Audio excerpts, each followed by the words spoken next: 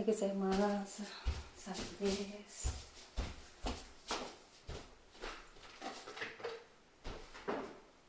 さあ、お元気ですね。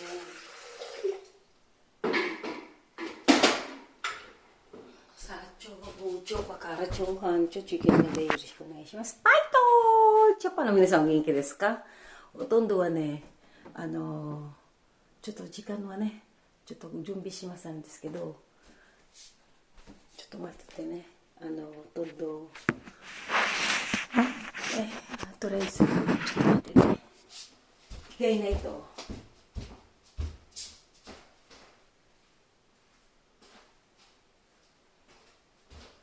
待ってください。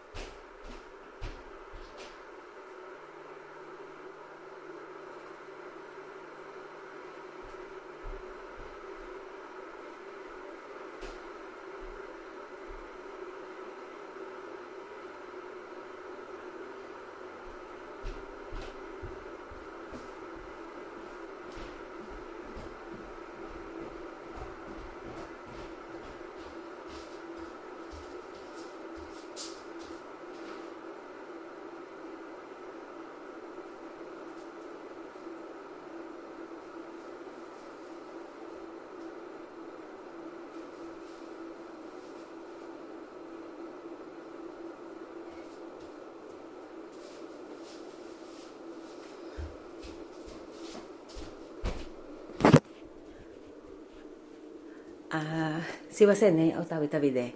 サチョ、部長、kakaracho、hancho、jugyuinまでよろしくお願いします。今日一日頑張りましょうね。頑張りますので、ですね、これからね、金曜日まで、仕事は、最後なんですけども、またこれからゴールデンウィークの関係ね、今、着替えましたんですけどね、少しもう仕事行きましたんですけども、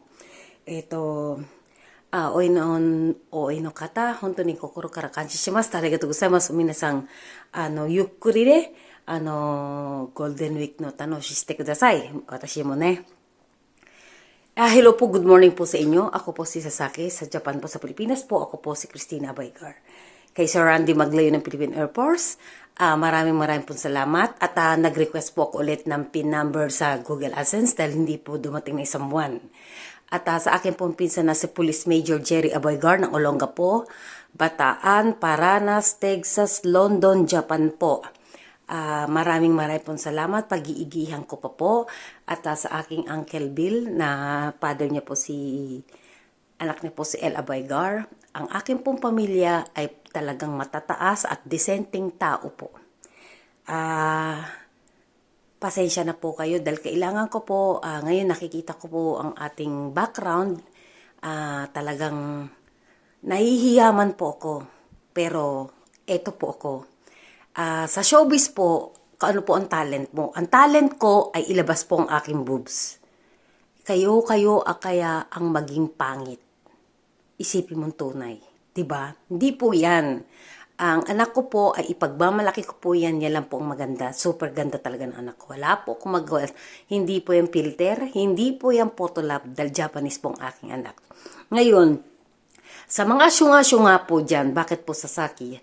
Kasi po nag-asawa po ko ng Japanese, kaya po naging Sasaki. Pero ang akin po talagang is Maria Cristina Aboygar po sa Pilipinas po. Ngayon, kung lahat po ay lahat sasabihin ko at hindi mo naman kayang paniwalaan, problema mo na po yan. Di ba po?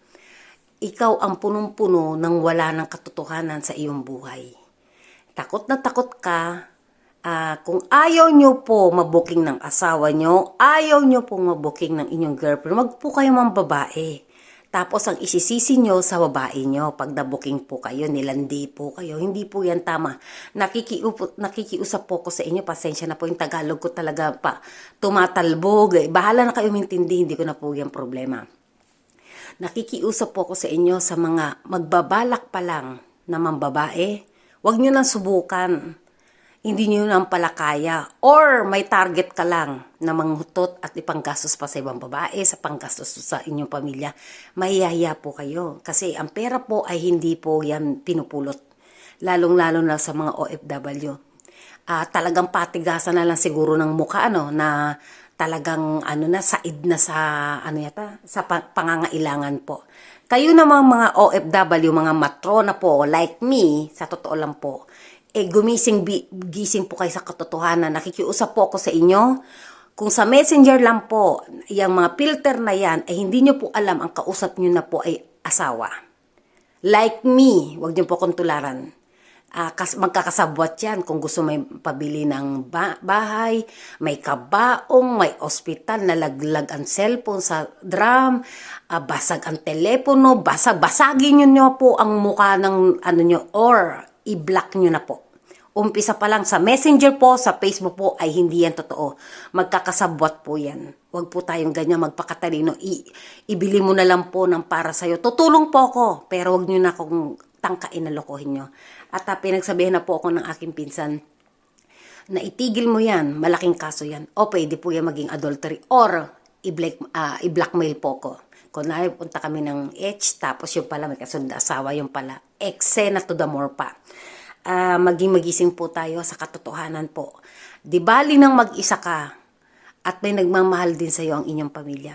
At mahalin mo unang-una ang sarili mo. Ngayon, babaguhin ko. At hindi na po ako ngayon katulad dati.